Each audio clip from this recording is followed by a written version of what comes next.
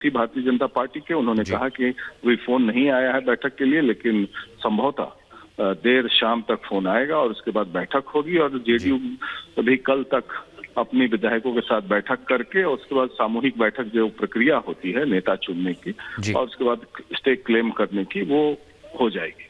प्रकाश जी, एक सवाल मेरा ये था, आरजेडी कह रही है कि नीतीश कुमार खुद पिक्चर क्लियर करे, संशय को दूर करे, यानी आरजेडी अभी भी संयमित है, लेकिन तस्वीरें बता रही क्या कुछ होने वाला है, लेकिन अभी भी आरजेडी अपनी तरफ से कुछ नहीं कहना चाह रही है।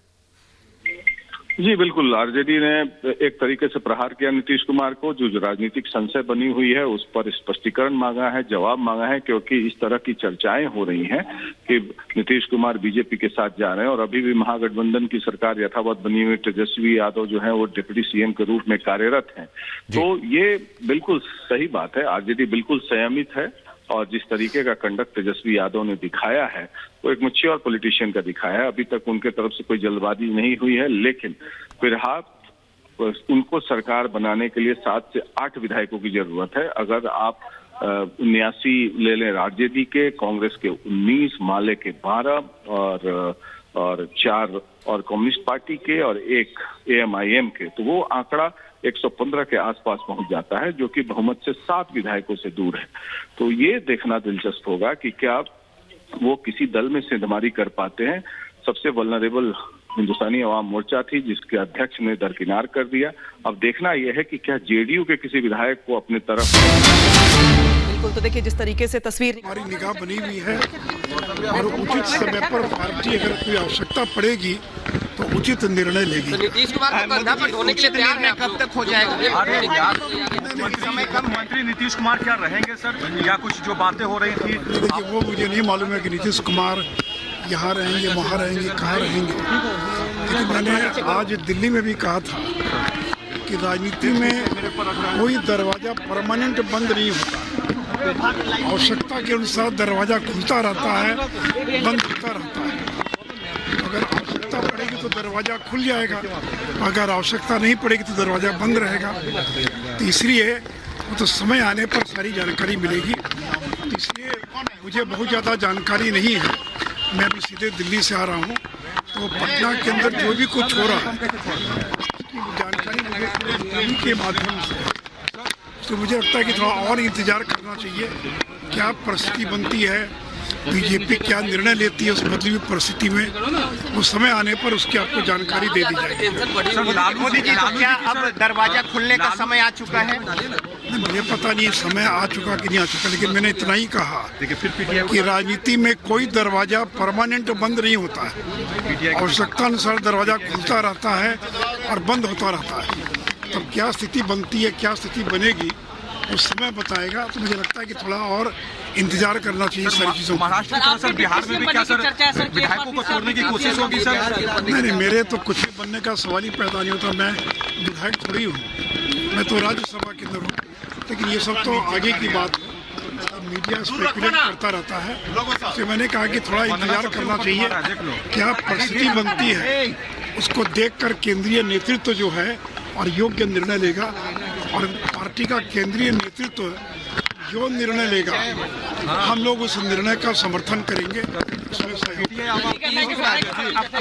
सर लालू जी सर कुछ करने वाले हैं क्या सर? कुछ उनकी मोदी को सुन रहे थे आप, जो कि कह रहे थे कि जो दरवाजा था वो परमानेंट बंद नहीं था, और जिस तरीके से कहा भी जाता है राजनीति में कि कोई भी दोस्त परमानेंट या दुश्मन परमानेंट नहीं होता, जो आवश्यकता होती है, जो स्थितियां होती है, उसके हिसाब से जो पॉलिटिकल पार्टीज है वो अपने स्टैंड लेती हैं। अब सीधे रुख करते हैं गणेश का। गणेश जुड़े दिल्ली से हमारे साथ। गणेश, जिस तरीके से तस्वीर निकल के सामने आ रही है पटना में राजभवन की, दूसरी ओर नजरें आरजेडी पर भी है कि उसका अगला स्टैंड क्या होने वाला है, लालू आगे क्या कुछ करने वाले हैं। आप तेजस्वी के आवास के बाहर मौजूद है, वहां क्या देख पा रहे हैं, कोई हलचल बढ़ी है क्या? देखिए, इस समय मैं चिराग पासवान के आवास के बाहर खड़ा हूं और जिस तरीके से लगातार मैं दिन में अगर सुबह की बात करूं तो बीजेपी के जो आला नेताओं से जो मेरी मुलाकात हुई, ऑफ रिकॉर्ड जो उनसे बात हुई, जो उन्होंने कहा कि बीजेपी किसी भी तरीके जल्दबाजी में नहीं, हर एक पहलू को ध्यान में रखकर यानी फूक फूक कर बीजेपी कदम उठाना चाहती है।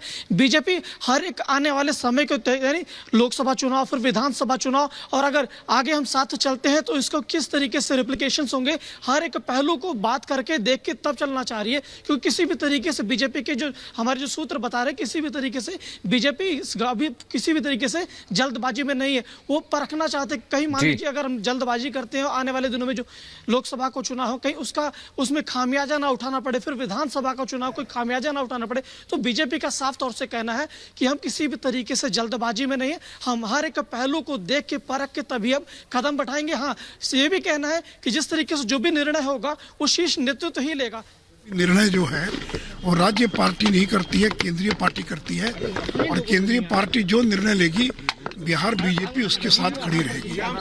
ये एक बात आ रही है कि आपको फिर से यहाँ की कमान देने की बात आ रही है।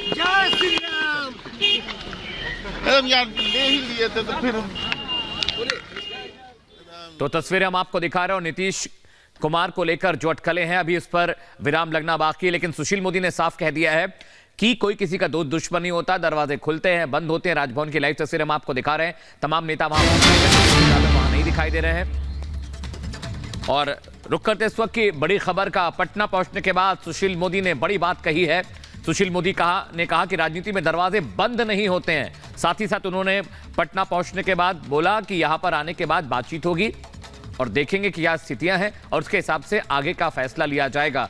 पटना पहुंचने के बाद जब पत्रकारों ने पूछा तो उन्होंने सीधा बोला कि दरवाजे न कभी परमानेंट बंद होते हैं न कभी परमानेंट किसी के लिए खुलते हैं। और बाकी राजभवन से तस्वीरें भी हम आपको दिखा रहे। तेजस्वी यादव वहां से नदारद है, लेकिन जैसा मेरे सहयोगी प्रकाश जी कह रहे थे कि बहुत मैच्योर पॉलिटिशियन की तरह बिहेव कर रहे हैं। उन्होंने कुछ भी टिप्पणी नहीं की, ना तो लालू की तरफ से कोई टिप्पणी आई। एक पोस्ट की गई थी एक्स पे जिसे बाद में डिलीट करा दिया गया। और शायद यही वजह कि जो बीजेपी भी है वो फूक फूक के कदम रख रही है। देखिए जिस तरीके से अगर बात की जाए तो इस पूरे हालात को लेकर के बीजेपी की नजर तो है लेकिन बहुत जल्दबाजी में नहीं है, वो फूक फूक के कदम रख रही है। शायद यही वजह कि सुशील मोदी दिल्ली से पटना पहुंचे, इसके बाद से जो अगली स्ट्रैटेजी होगी इसको लेकर मंथन किया जाएगा। सीधे रुक करते विशाल का। विशाल, जो स्थिति देख रहे हैं हम, अब ये तो मान के चले हम कि खेला हो चुका है, लेकिन जो नेक्स्ट तस्वीर होगी वो क्या दिखाई देगी? क्योंकि अब तो बैठकों का दौर शुरू हो रहा है। कल आरजेडी की बैठक है, जेडीयू की बैठक है, बीजेपी की बैठक है, यानी कि इन बैठकों में तय होगा कि अगला कैलकुलेशन या विधायकों को लेकर जो आंकड़े हैं वो कैसे आगे बढ़ने वाले हैं सरकार में तब्दील करने को लेकर।